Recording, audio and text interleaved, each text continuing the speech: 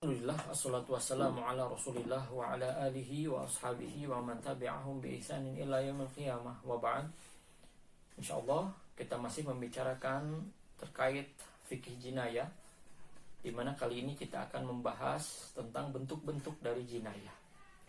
Jinayah atau dalam istilah lain disebut dengan jarimah, tindak kriminal, didefinisikan oleh ulama sebagai segala bentuk perbuatan yang diharamkan oleh syariat, baik itu perbuatan yang ditujukan kepada jiwa ataupun kepada harta ataupun kepada yang lainnya. Berarti dari definisi ini, segala bentuk perbuatan yang melanggar syariat unsur formal, maka itu adalah tindak kriminal, di mana bentuk-bentuk dari tindak kriminal ini ada tiga bentuk. Bentuk yang pertama, al-qisasu awid-diyah, bentuk kriminal yang berhak mendapatkan hukuman kisos ataupun diyat. Bentuk yang kedua, al-jarimah al-hudud, itu tindak kriminal hudud. Yang ketiga, al-jarimah at-ta'zir, yaitu tindak kriminal at-ta'zir. Kita akan membahas itu satu persatu. Pembahasan yang pertama membahas tentang bentuk tindak kriminal al-qisas awid-diyah, tindak kriminal yang berhak mendapatkan hukuman kisos ataupun diyat. Bentuk kriminal hukuman kisos ataupun diyat ini ada tiga macam. Macam yang pertama, al-jinayah ala nafsi mutlaqan, yaitu tindak kriminal yang ditujukan kepada jiwa, seperti membunuh. Bentuk yang kedua, al-jarimah ala maduna nafsi, jarimah tindak kriminal yang ditujukan bukan kepada jiwa, atau seperti mencederai seseorang. Yang ketiga, al-jarimah ala ma huwa nafsi min wajhin duna wajhin, tindak kriminal yang ditujukan kepada, terkadang objek yang disebut nyawa ataupun terkadang tidak disebut sebagai jiwa ataupun nyawa. Baik, bentuk yang pertama yaitu pembunuhan, di mana pembunuhan ini pun memiliki beberapa motif. Motif yang pertama yaitu al-amadu, disengaja, di mana si pelaku pidana pembunuhan dia sudah melalui 3 tahap jarimah. Tahap yang pertama at-tafkir wa tasmim, dia sudah berpikir, merancang, memata-matai dan sebagainya. Kemudian tahap yang kedua at-tahdir, dia menghadirkan alat-alat untuk membantu tindakannya. Yang ketiga at-tanfid, dia mulai melakukan perlakuan tindakan pembunuhan tadi. Itu yang disebut dengan jarimah al-qatlu al-amad, tindak pidana pembunuhan secara disengaja. Allah sudah mengharamkan tindak pidana pembunuhan secara disengaja ini, sebagaimana Allah tegaskan dalam surat Al-Isra ayat 33, wala taqtulun nafsa allati haramallahu illa bil haqq, janganlah engkau membunuh jiwa yang telah Allah haramkan kecuali dengan cara yang hak, cara yang benar. Ataupun di ayat-ayat lain yang semisal dengan ayat ini, surat Al-Isra ayat 31, surat Al-Furqan ayat 68, ataupun surat Al-An'am ayat 101, dan surat Al-Maidah ayat 232. Adapun unsur dari tindak pidana pembunuhan disengaja ini ada 3. Yang pertama, korbannya adalah manusia yang hidup. Berarti selain manusia, contohnya hewan, itu bukan pembunuhan. Atau misalkan korbannya itu adalah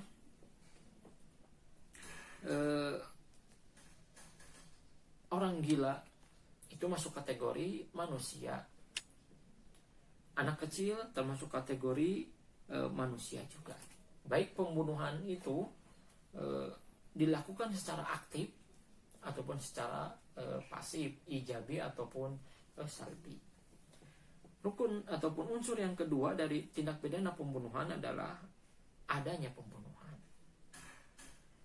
Rukun yang ketiga, unsur yang ketiga adalah si pelaku merencanakan pembunuhan itu. Nah, bagi pelaku tindak pidana pembunuhan secara disengaja, hukumannya adalah qisas. Sebagaimana Allah tegaskan, kutiba alaikumul qisasu fil qatla. Telah ditetapkan bagi tindak pidana pembunuhan adalah qisas, dibunuh lagi. Nah, itu sebagai al-uqubah al-asliyah, hukuman pokok bagi si pelaku pembunuhan disengaja. Ada juga hukuman at-tabaiyah, hukuman penyerta. Selain dibunuh, ada hukuman lain, yaitu misalkan jika dia membunuh ayahnya, maka selain dia dikisos, dia tidak berhak mendapatkan waris, sebagaimana Rasulullah menegaskan, laisa lil qatili syai'un minal jawas. Bagi pembunuh si pewaris, maka dia tidak berhak mendapatkan warisan dari korban. Ataupun dalam wasiat juga seperti itu, la wasiyata li qatilin. Tidak berhak mendapat wasiat bagi orang yang membunuh. Kemudian hukuman badaliyah, selain asliyah dan juga tabaiyah tadi, hukuman bagi pelaku tindak pidana pembunuhan secara disengaja adalah badaliyah, pengganti. Ketika keluarga korban memaafkan, sehingga turun hukumannya yang tadinya mesti dibunuh kembali, turun mesti membayar diyat. Yang kedua, motif tindak pidana pembunuhan adalah syibhul amad, mirip disengaja, di mana pelaku dia berniat berbuat jarimah, kemudian korban terbunuh tidak sesuai dengan harapan dia. Atau gambarannya, misalkan si pelaku dia hendak memukul korban, itu semua merupakan tindakan jarimah, memukul korban. Tidak berniat untuk membunuh, tetapi korban terbunuh. Nah, itu syibhul amad. Bagi pelaku pembunuhan syibhul amad ini, hukumannya adalah dia memerdekakan hamba sahaya atau seharga dengan hamba sahaya, yaitu 100 ekor unta, dan membayar diyat kepada keluarga korban. Motif yang ketiga dari pembunuhan adalah al-khota'u, tidak disengaja. Nah, bedanya dengan yang kedua, jika yang kedua motifnya tadi mirip disengaja, kalau yang ketiga tidak disengaja, dia berniat melakukan perbuatan yang bukan jarimah, tetapi dari perbuatannya itu menimbulkan ada korban terbunuh. Contoh, seseorang hendak latihan memanah, itu bukan perbuatan jarimah. Ketika anak panah dilepaskan dari tali busur, melesat menuju sasaran, tapi ternyata malah ada manusia yang terkena dari anak panah itu, meninggal dunia. Itu yang disebut dengan tidak disengaja. Hukuman bagi pelaku tindak pidana tidak disengaja ini, sebagaimana Allah menegaskan, man qatala mu'minan khata'an fatahriru raqabatin mu'minatin wa diyatun musallamatun ila ahliha. Siapa yang membunuh secara tidak sengaja kepada seorang yang muslim, maka hukumannya dia memerdekakan hamba sahaya atau setara dengan 100 ekor unta, dan membayar diyat bagi keluarga korban, di mana diyat ini pembayarannya sama dengan 1000 dinar, atau 1000 dinar setara dengan 4.250 gram emas. Atau mau memakai dirham, itu setara dengan 12.000 dirham, atau setara dengan 35.000 gram perak. Itu untuk pembayaran diyat bagi pelaku pembunuhan secara tidak disengaja. Nah, adapun motif yang keempat bagi tindak pembunuhan adalah majaru majral khoto, benar-benar tidak disengaja. Jadi si pelaku dia tidak berniat melakukan sesuatu, tetapi ada korban yang terbunuh. Contohnya, seorang ibu yang sedang menyusui anak sambil berbaring. Dia tertidur si ibu, kemudian tanpa disadari di tubuhnya menimpa anaknya dan terbunuhlah anak tersebut. Maka bagi ibu, dia melakukan pembunuhan yang benar-benar tidak disengaja. Beda hanya dengan al-khata', ada niat untuk melakukan sesuatu meskipun tidak jarimah. Kalau yang keempat ini, motifnya dia tidak berniat sedikit pun, karena dia dalam keadaan tidur, tidak sadar, sehingga baginya tidak mendapatkan hukuman. Meskipun ada para ulama lain menyebutkan sama hukumannya seperti pembunuhan yang tidak disengaja. Kemudian bentuk dari al-jinayah al-qisas awidiyah, selain tadi pembunuhan, ada juga alamaduna nafsi, mencederai. Bagi mereka yang mencederai seseorang, maka dia hukumannya dicederai lagi sesuai dengan apa yang dia lakukan. Ana nafsa bin nafsi, wal aina bil aini, wal anfa bil anfi. Jadi apabila mencongkel mata dicongkel lagi, menyopak hidung disopak lagi, itu apabila dia melakukan tindakan pencederaan. Yang ketiga, bentuk yang ketiga dari jinayah al-qisas awil qatli awidiyah, yaitu di mana korbannya itu disebut jiwa bukan, tidak disebut jiwa juga bukan. Atau maksudnya di sini adalah dia membunuh janin. Ketika dia memukul si ibu yang sedang hamil, dari pukulannya itu menimbulkan janin tidak berkembang. Ini masuk kategori bentuk yang ketiga, yaitu dia membunuh janin. Meskipun sebagian mengatakan itu bukan jiwa, sehingga tidak masuk kategori pembunuhan. Sehingga hukuman bagi pelaku tindak pidana terhadap janin itu adalah at-ta'zir. At-ta'zir ini adalah hukuman yang ditentukan secara bebas oleh penguasa, hukumannya bentuknya seperti apa. Nah, dari ketiga bentuk jinayah qisas ataupun diyat, untuk pembuktian menyeret seseorang di depan hukum, kita setidaknya memiliki 4 pembuktian, alat bukti. Yang pertama ikrar, pengakuan si pembunuh. Nah, ini sangat kuat ketika dia mengaku membunuh seseorang, dengan diteliti dan benar-benar dia membunuh, maka itu cukup untuk menghukum dia. Atau alat bukti yang kedua adalah saksi sebanyak 2 orang. Pastinya saksinya mesti adil. Adil di sini dia bukan orang fasik ataupun munafik dan berjenis kelamin laki-laki. Namun jika berjenis kelamin perempuan, itu 1 berbanding 2. Berarti apabila 2 laki-laki, perempuan, yaitu 4 perempuan. Namun apabila dia tidak ikrar, kemudian tidak ada saksi yang melihat tindak pidana pembunuhan, maka disumpah pelaku tersebut. Jika dia menolak untuk disumpah, dia wajib dihukum. Ya.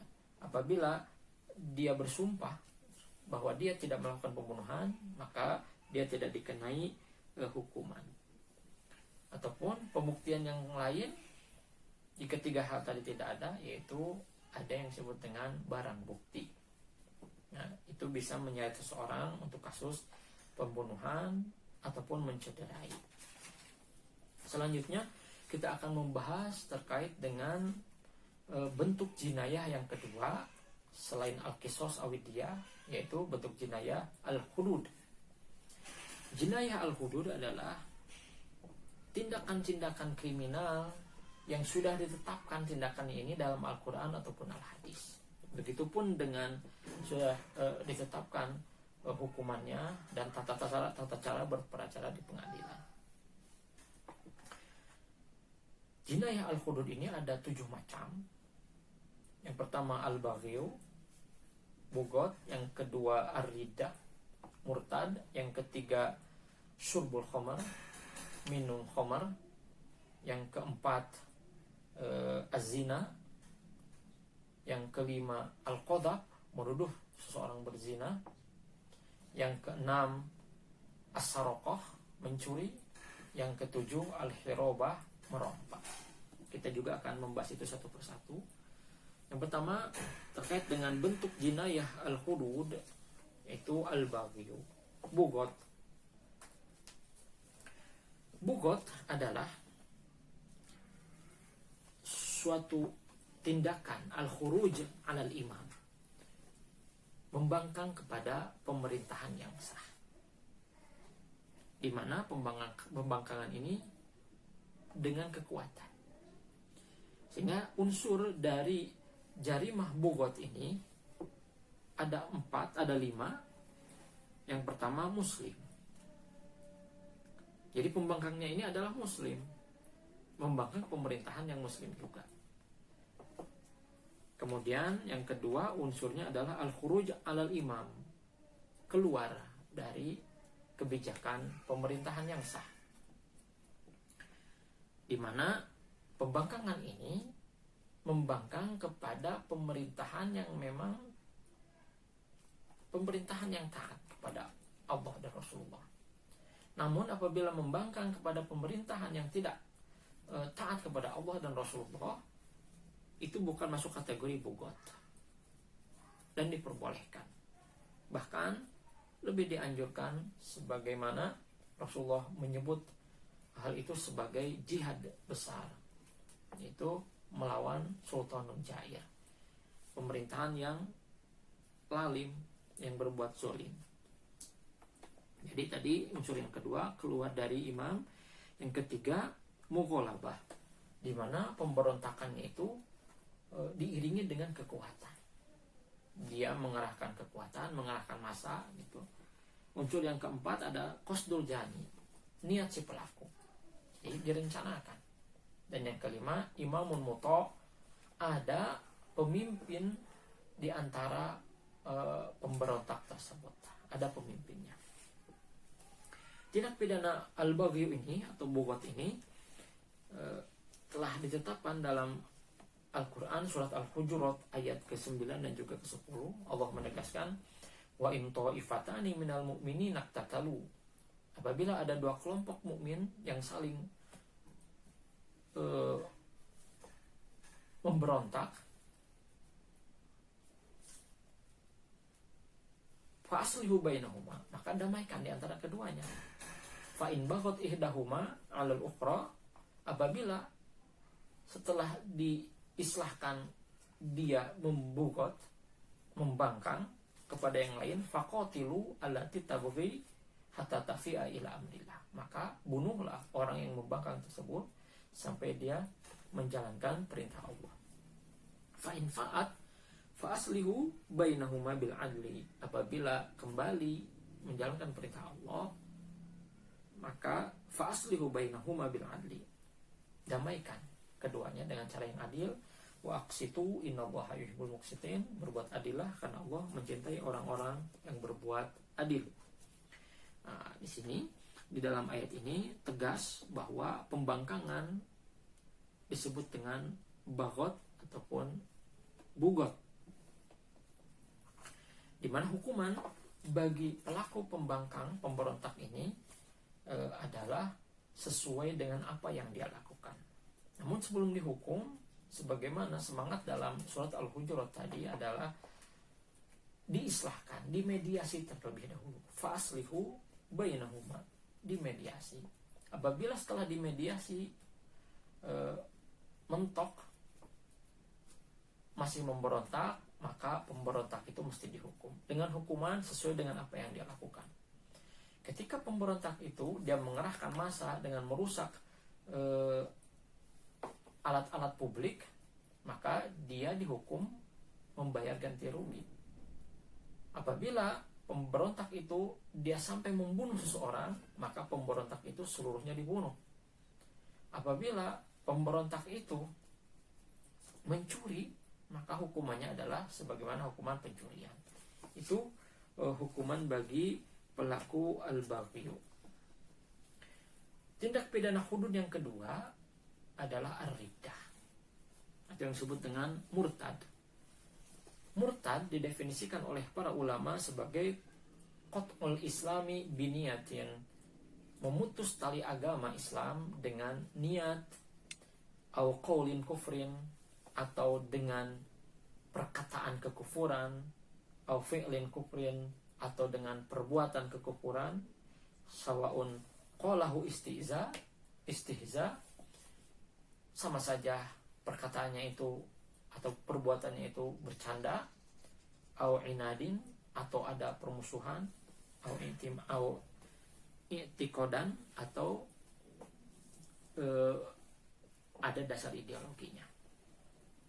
Jadi intinya ridha adalah keluar dari agama Islam, baik dengan i'tiqad ya, ataupun dengan perkataan, ataupun dengan perbuatan. Contohnya seperti menafikan Rasulullah, dia tidak mengimani Rasulullah, atau menghalalkan yang haram, mengharamkan yang halal, baik itu diucapkan secara bercanda ataupun secara disengaja, adanya permusuhan di dalamnya.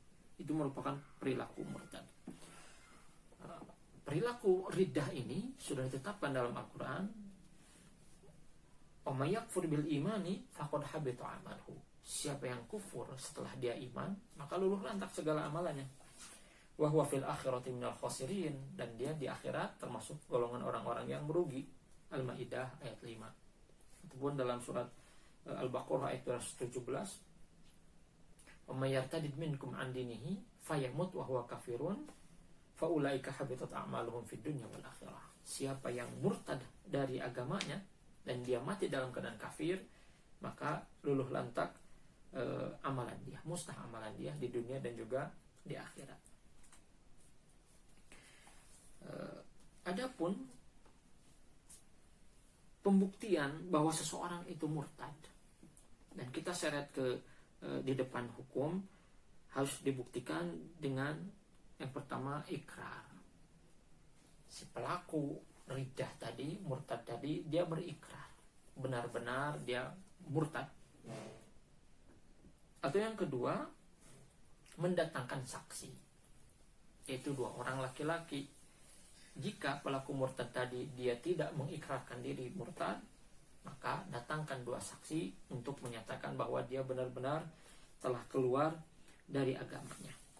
Jadi unsur dari tindak pidana murtad ini adalah keluarnya seseorang dari Islam, dan juga ada niat si pelaku murtad terhadap agama Islam. Adapun hukuman bagi pelaku murtad, Rasulullah menegaskan, man badala dinahu faqtuluh. Siapa yang menggantikan agamanya atau murtad dari agamanya, maka hukumannya adalah dibunuh. Namun ketika pelaku ditangkap, hal yang mesti dilakukan pertama bukan langsung dihukum, tetapi adalah dimintakan untuk bertaubat, kembali kepada agama Islam. Itu ditunggu selama 3 hari, baik itu laki-laki ataupun perempuan. Namun bagaimana dengan hukuman bagi pelaku murtad? Tadi adalah hukuman aslihnya adalah dibunuh. Meskipun para ulama beda pendapat terkait pelakunya adalah perempuan. Jika laki-laki sepakat dia dibunuh, setelah dimintakan taubat dia tidak bertobat, dibunuh hukumnya. Bagi perempuan, para ulama ada yang menyatakan dibunuh setelah dimintakan taubat dan dia tidak bertobat. Ada yang mengatakan tidak dibunuh, dia dipenjarakan sampai dia bertobat kembali kepada agamanya. Namun ada hukuman bagi pelaku tindak pidana murtad ketika dia bertaubat. Dia murtad kemudian bertaubat, setelah dimintakan taubat, maka tetap dihukum, itu dengan hukuman ta'zir, hukuman yang ditetapkan oleh ulul amri bagi dia sebagai efek jerak. Ada juga hukuman tabaiyah, hukuman penyerta. Ketika seorang murtad dari agamanya, di samping dia dibunuh, maka hukuman penyertanya adalah disita hartanya. Dan juga dia tidak berhak mendapatkan waris dari keluarganya yang muslim. Nah, itu terkait dengan tindak pidana murtad, ar-riddah. Masih dalam bentuk jinayah al-hudud.